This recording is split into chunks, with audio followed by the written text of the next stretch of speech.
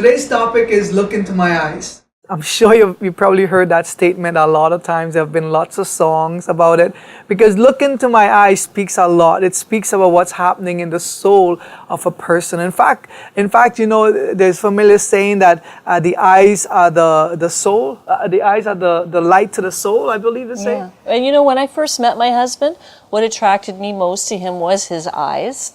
I think he's got great eyes, but I could see the love of God that would flow through his eyes, and the interest that he had in me was through his eyes. And when I look into her eyes, I thought, well, apart from the blue eyes, I saw love in there. I saw something and I thought, wow, this woman got to be my wife. Of course, I knew that God already spoken to me about it, but just the fact that I had someone like an angel sitting next to me, 27 years or 28 years this year, and that has never stopped. It gives me the goosebumps to think, like this woman God has put in my life that's been amazing. And when I look into her life, I still see the love that we fell in love 28 years ago and vice versa, because the eye speaks to the soul of a person. And sometimes when our kids look into our eyes, or when our spouse look into our eyes, what do they see?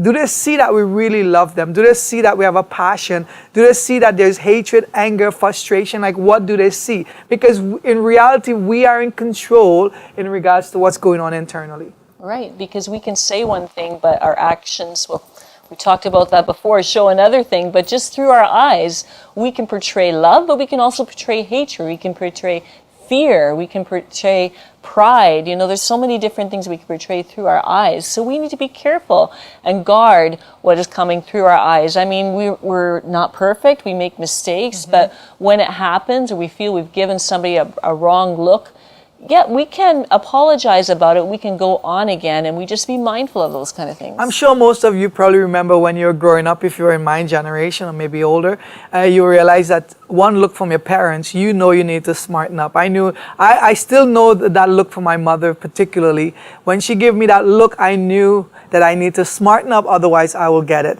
And she meant business. My dad was a little more lenient, and when our kids, they're not telling the truth sometimes, bending the rules a little bit, Kathleen always picks it up because their eyes show what's happening internally. And I have a few other signs too, but I'm not going to share those secrets. Well, we have a few tips for you, and we hope that you will be blessed by these tips. Mm-hmm. Number one is allow more attention to happen. Allow the positive to flow through your eyes instead of disagreements. Allow that to happen. Allow the positive part of your emotions to flow through your eyes instead of the negative. And number two, allow your eyes to speak of your caring nature. We all have a caring nature inside of us. And sometimes we may be covered with a lot of garbage. Sometimes we cover a lot of trash, bad day, bad company, work hasn't been going well. Like, so many things can come about, but the caring nature of God is always inside of us. We need to bring it out and let it come through our eyes. The passion and compassion that God has, let it flow out of our eyes. And number three, be mindful of what you allow others to see through your eyes. Guard your eyes a little bit. Allow as my husband said, allow the love of God and the care for others to flow through instead. Amen. Well, I hope you enjoy our session. God bless you, and thank you so much. Thank you.